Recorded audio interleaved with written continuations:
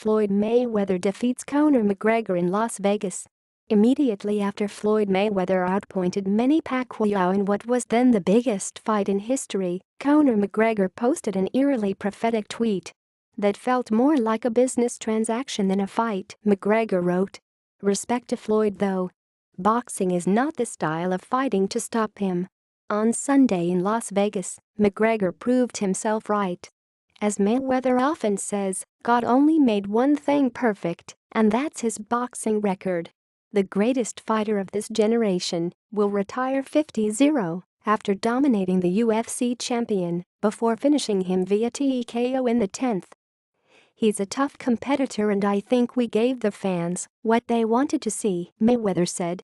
"I said I owed them for the Pacquiao fight. I needed to come straight ahead, and that's what I did." Just like he did after losing in the UFC for the first time against Nate Diaz, McGregor took the loss well. "I thought I won the early rounds pretty handy," McGregor said. "He's compassed. He's not that fast, he's not that powerful, but boy was he compassed." The ridiculous build-up to the fight suddenly fell flat in the hours before the contest. The crowd was stale. Technical difficulties experienced by people trying to watch at home saw the opening bell delayed, and the Irish crowd that had been so inspiring at the weigh-in were nowhere to be seen. Sky-high ticket prices will do that.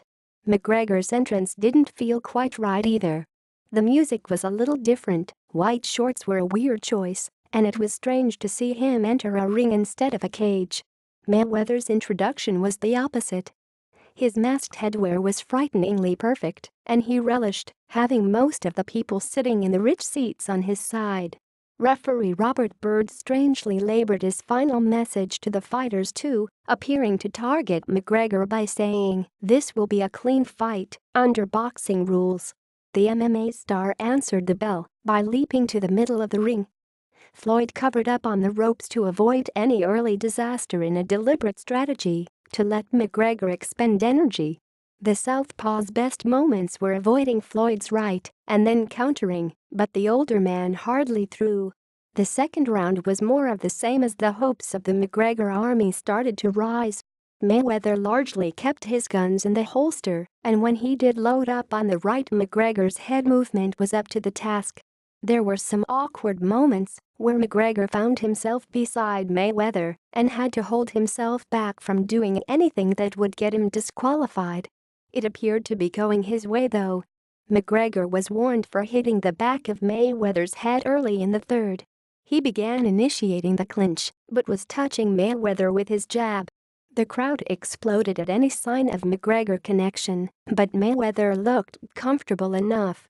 Perhaps sensing he'd drop a couple of rounds, Mayweather was largely the aggressor in the fourth.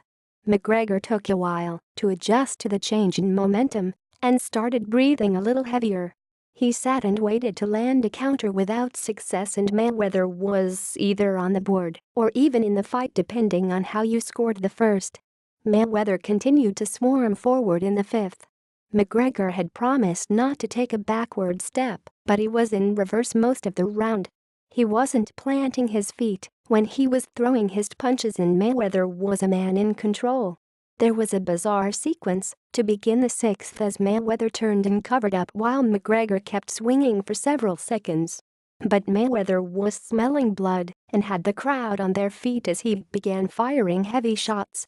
They weren't all connecting, but when he missed there wasn't a lot of return fire. The difference in class continued in the seventh and eighth. McGregor attempted to step around Mayweather to change angles and was clipped as he did. A follow-up right hand emphasized the point, "You haven't got anything I haven't seen." McGregor struck below the belt early in the ninth, but was beginning to get tagged. Mayweather chased the stoppage, but while his blows were snapping back the Irishman's head, they weren't truly rocking him.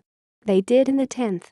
McGregor's resistance finally subsided under a flurry of blows, and as the crowd roared, Byrd stepped in, a little early in McGregor's opinion.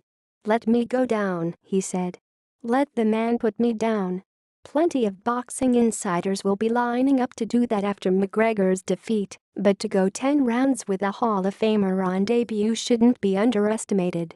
Those who ridiculed the event as a blatant money grab and overlooked the fact there hasn't been a professional fight in history that wasn't made with the financial considerations should lighten up.